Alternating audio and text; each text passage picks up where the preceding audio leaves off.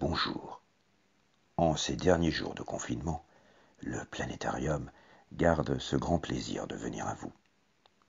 Si nous regardons de nos fenêtres, de nos balcons, le ciel qui nous entoure, nous voyons des astres qui brillent, mais ils ne brillent pas de la même façon.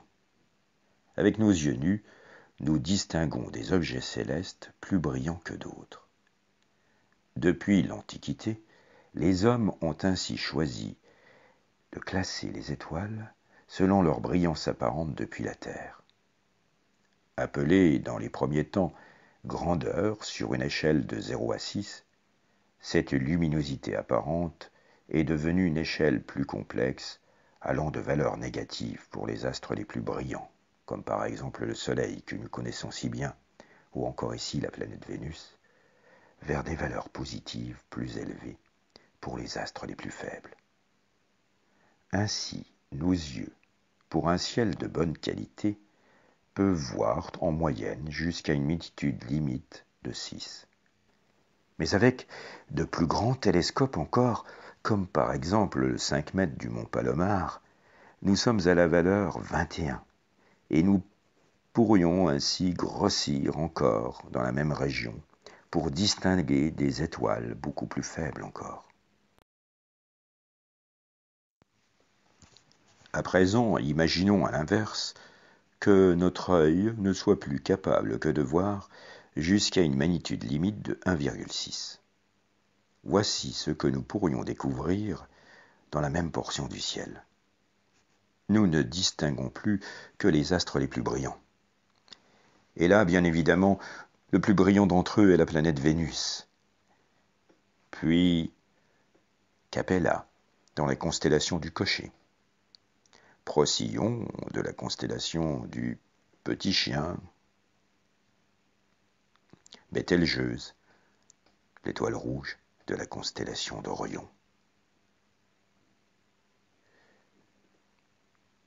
Pollux, de la constellation des Gémeaux. Ou encore Régulus, le cœur de Lion. Mais le temps passe. Nous voici sur le matin à la découverte d'autres astres très brillants. Le plus brillant d'entre eux est sans nul doute la Lune avec une magnitude estimée de -12. Puis viennent la planète géante, Jupiter, la planète rouge, Mars, la planète aux anneaux, Saturne.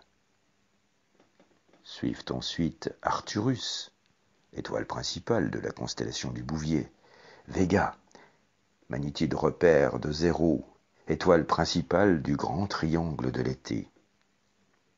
Altaïr, qui appartient également à ce même triangle.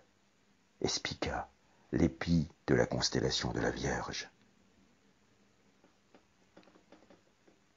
Ici c'est Antares, étoile principale de la constellation du Scorpion. Et enfin Deneb, autre étoile du grand triangle de l'été, dans la constellation du Cygne. Ainsi, par un ciel de bonne qualité, au total, nous pourrions voir, avec une magnitude de 1,6 jusqu'à 25 étoiles bien brillantes.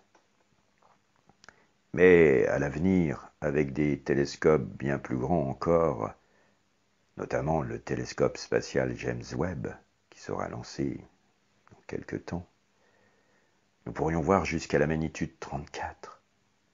Et ainsi, le ciel nous montrerait bien d'autres mystères encore. Mais rappelez-vous que le plus grand et le plus beau planétarium du monde, c'est cette voûte céleste qui nous entoure et qui, nous l'espérons, vous fera encore rêver pendant ce dernier week-end de confinement. À bientôt.